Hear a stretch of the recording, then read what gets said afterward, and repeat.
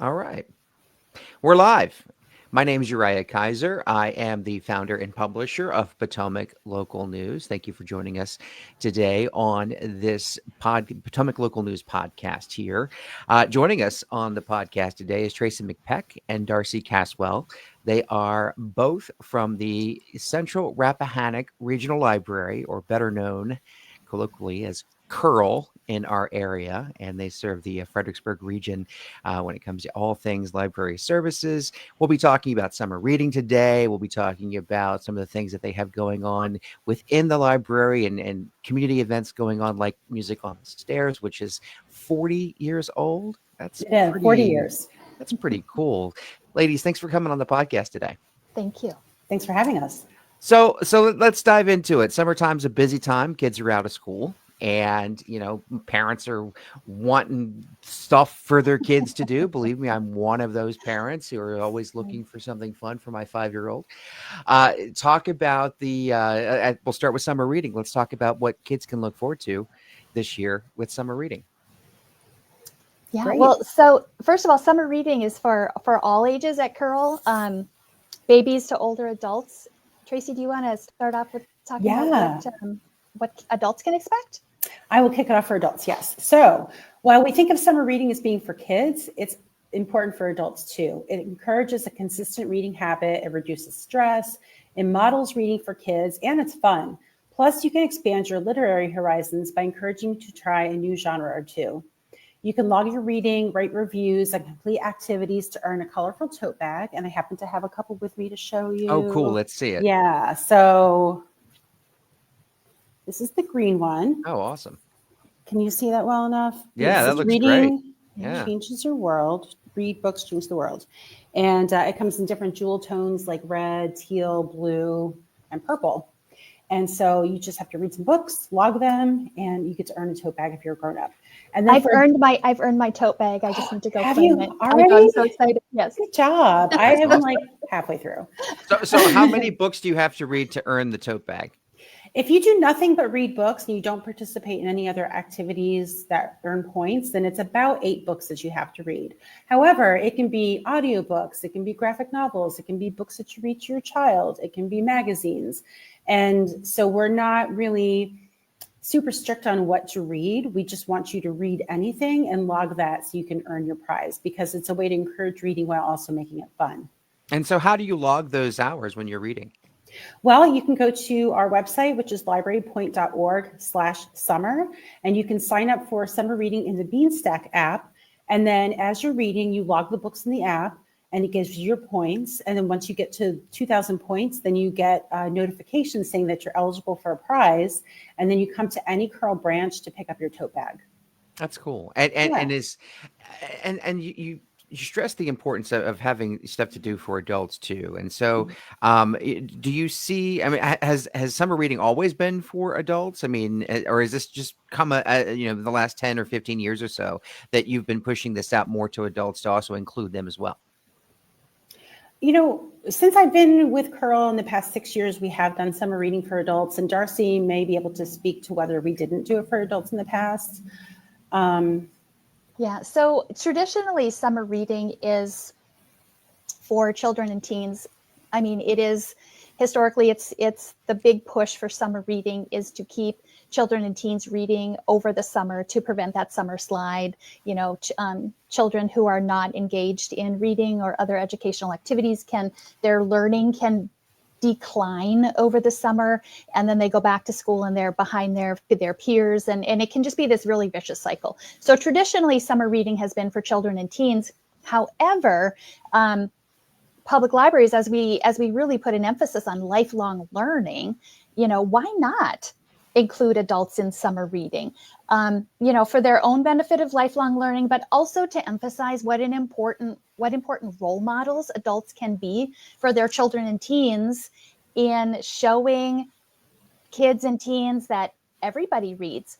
Reading isn't important just for kids. And, for you as a child, I also read. Let's read together. You read your book while I read my book, and we're all going to participate. And so we know that important adults in a child or teen's life are critical role models. So if the adults in their lives are reading, it's really going to encourage those children and teens to read as well. So it only makes sense to have summer reading as for all ages. Yeah, so we've got mom and dad reading now. Let's talk about the fun for kids and Absolutely. and teenagers who are also doing summer reading. What can they look forward to? Absolutely. So like you said, that the importance is to keep kids and teens reading. We really focus on recreational reading. We want reading to be fun. And so we really encourage parents, grandparents, guardians, whoever is kind of working on that with kids over the summer to really find out what does your child like to read? What really engages them? What excites them? And let's dive into that. Same with teenagers.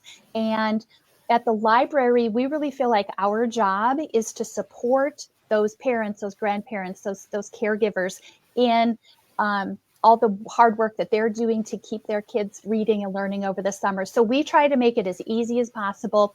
We've got incentives for kids and teens. So after they read 150 minutes, they get a little reward. And after they read 300 minutes, they get a little reward. So we're just trying to make it really easy for families to get their children and their teens to read every day. And they can do that, like Tracy mentioned, the website, librarypoint.org/summer. There's an app. We have paper forms, if that makes it easier for families. And then we've got those prizes and incentives at each level. And then for children and teens, when they reach 1,000 minutes and 2,000 minutes, they get a new book of their choice to pick out and put in their home library. And then they also we have a wonderful sponsorship this summer from Raising Cane's of Fredericksburg. So at 1,000 minutes and 2,000 minutes, and they also get a certificate. I have an example here, a certificate for a free kids meal from Raising Cane's. And Raising Cane's also donated some I just have a couple examples, really cool prizes. They've got these big bouncy balls. I thought this was originally a stress ball. It is not. It is a bouncy ball. So did it bounce off the ceiling when you tried to? It bounces so high. So I have given a heads up to folks in the branch in our libraries saying, you may want to just warn folks that it bounces, because otherwise there might be a little chaos. We've got some sunglasses. There are also some cinch sacks that teens can earn. And that's then really cool. The other incentives we've got are these brag tags. And please tell me if you're seeing these. Yeah. So like this is 500 minutes. This is 150 minutes. So you can collect these. And, if you've been participating in summer reading at CRRL for a long time, you can put them on a ring and you can have all kinds of tags. Love it. So we're really just trying to make it as easy as possible for parents and grandparents and folks like that to keep their children engaged and learning over the summer. And of course, for youth too, it's reading, but it's also, finding what they like to read. And so that's another thing that we like to think, we're very good at that at the library, is helping kids find a book that they're really excited about, having adults find a book that's really exciting for their kids. Our staff at the library love to help you figure out what you want to read, what your child wants to read. We've got things on our website like Book Match and My Librarian, where you can submit your requests online and we'll send you a personalized list of reading suggestions. We've got all kinds of book lists. So all kinds of fun things. And that's awesome. And shout out to Raising Cane's in Fredericksburg, because there are days that I have been through there and it's so busy at that place. You might get a lot of your summer reading done in the drive-through if you're a customer there, right? So you never know. You have to always have a book with you just in case, you know. Never know. That's right. Absolutely. You always be prepared, as the right. Boy Scout motto is. Now, when does summer reading start, and when does it run through? It started on May 15th and it wraps up on August 15th. And then, so Tracy mentioned, you earn points, and then you get, you can earn online raffle tickets that you can put in for drawings. And then, so you can submit those raffle tickets for drawings up until August 31st. And then we draw for those raffle prizes early September sometime. Fantastic. Everybody go grab a book, grab something from the library and read it this summer and participate and get yourself some prizes. I want to switch gears now and talk about this Music on the Steps program. Mhm. I think you guys kicked this off. Was it this week? You had your first one this Yeah. summer, but this is a 40-year tradition in Fredericksburg. Talk to me about what is Music on the Steps and its importance in the community. Yeah. Okay. So, Music on the Steps takes place at our Fredericksburg branch, downtown Fredericksburg on Caroline Street. And every Monday during the summer, my camera's doing something weird. Every Monday during the summer between 6:30 and 7:30, people come to the library and they just sit on the steps outside. They bring chairs, and we have a variety of bands that comes and performs. So this started 40 years ago, and it really has evolved over the years. And it's been very popular. The concert that we had on Monday opened with LB Brass, which is a very beloved band downtown Fredericksburg, and we had over 400 people come. So it was just amazing to watch people of all ages and all demographics coming to watch these concerts. It really brings the community together. You see kids getting up and dancing, and it's really affirming to see that. Yeah, it sounds like a lot of fun. A place to come and just spend a summer afternoon, and it's during the week, so is I guess when people get off work or they can kind of stroll out for the afternoon. Mhm. It's an easy stop there at the library in Fredericksburg, right? It is, yeah. And, this year we've got a great lineup of bands. So we try to select for different genres. We try not to repeat genres too much. We try to make it a combination of people that have performed with us before and new performers. In fact, we have Peter Mealy, who's performing with his wife, Lori Rose Griffith. Peter has done all 40 years of Music on the Steps. And Lori is right behind him at 39 years. So that's really remarkable. We introduced hip hop night and a punk band last year, and that was super popular. And then we'll have American rock, we'll have jazz, Latin, Japanese drums, and more. So it's 13 weeks of free concerts all summer long, every Monday through the end of August. That's awesome.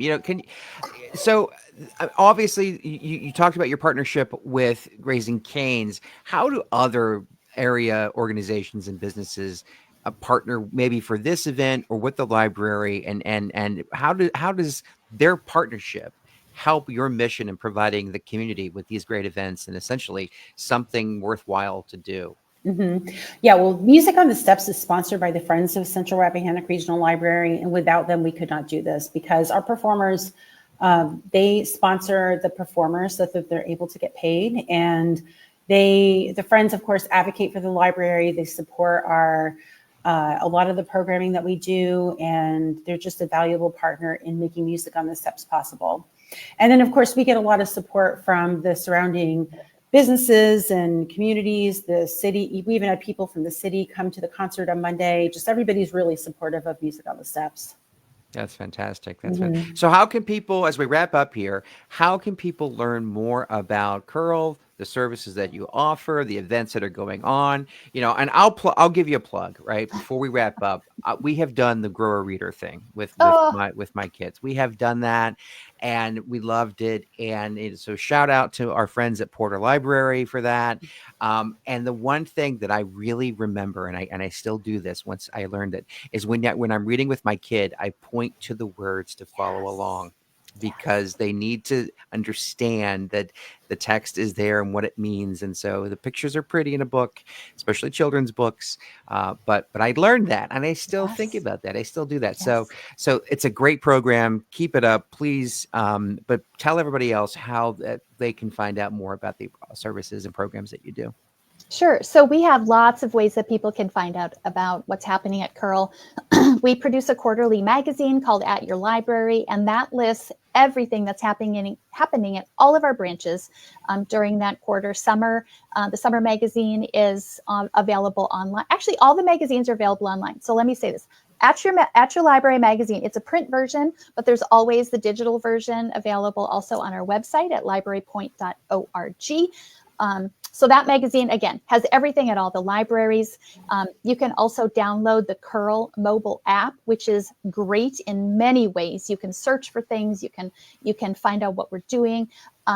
You can sign up for our e-newsletters. We have a customer e-newsletter, and then we also have some specialized e-newsletters. We've got one for teachers, we've got one for artists, and then we've got one for sightlines.